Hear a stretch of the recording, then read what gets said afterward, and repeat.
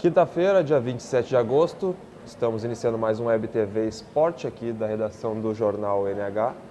Estou aqui com o João Linden, meu colega da editoria de esportes, e hoje a gente vai falar um pouco de Copa do Brasil, né? Não teria como não falar disso, né, João?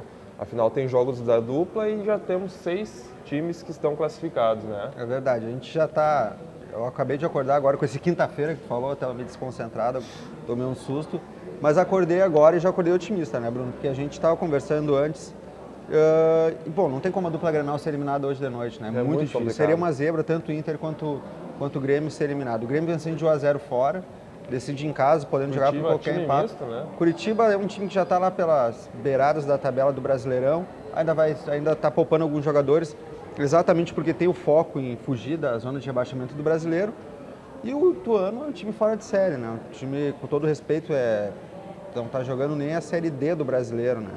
A gente sabe que o próprio D'Alessandro usou de exemplo ontem. O Goiás, pela Sul-Americana, pegou o Brasília. Também é um time que não está em nenhuma série e acabou sendo eliminado. Mas o Inter agora já está vacinado. Difícil, né? E o Argel está numa boa sequência também, né? Está numa boa sequência. Pô, e ganhou o primeiro jogo de 2-0, sabe?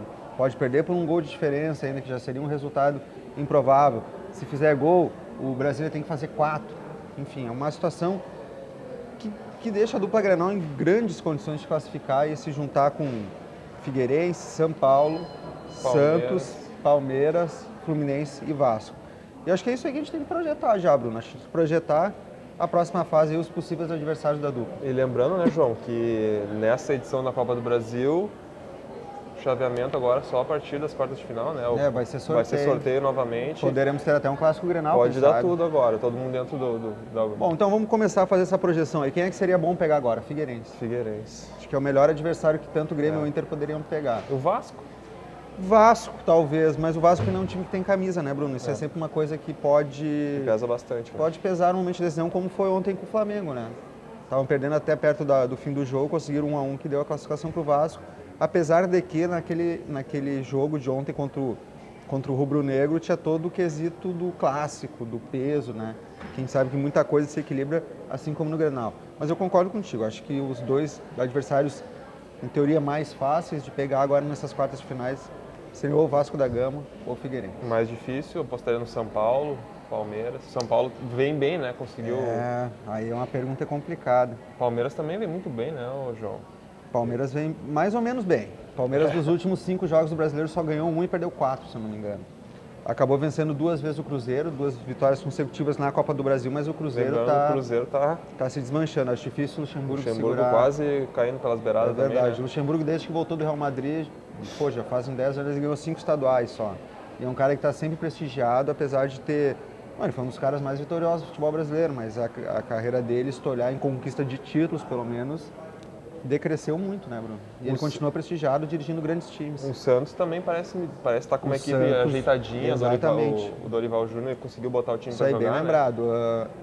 Por incrível que pareça, quando o Santos anunciou o Dorival, eu pensei, o Santos estava na zona de rebaixamento à época, eu pensei, agora se vai o Santos, né? O Dorival nunca chegou a ser um técnico de ponta, foi campeão da Copa do Brasil com o próprio Santos, mas aí tinha Ganso em grande fase, tinha Neymar, tinha Robinho, tinha um grande time de futebol.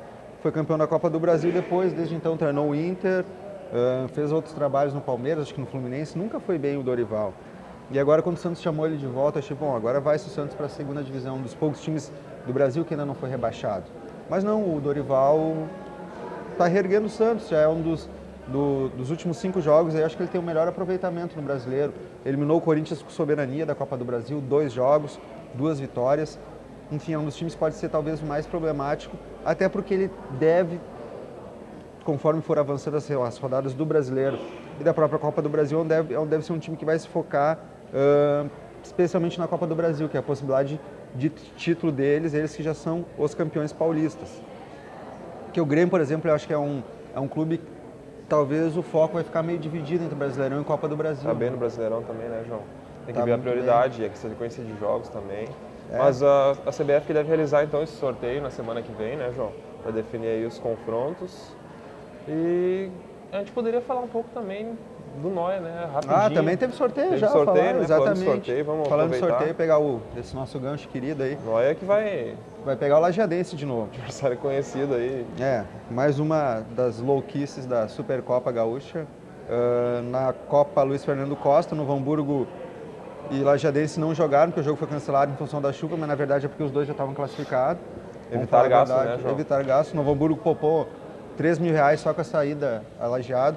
Agora com o sorteio das quartas de final, Novo Hamburgo pega Lajadense, Igrejinha, que é outro time da região, pega o Inter, se eu não me engano. É o Inter. Grêmio São José e Pelotas Farroupilha, clássico lá da região sul, clássico de Pelotas.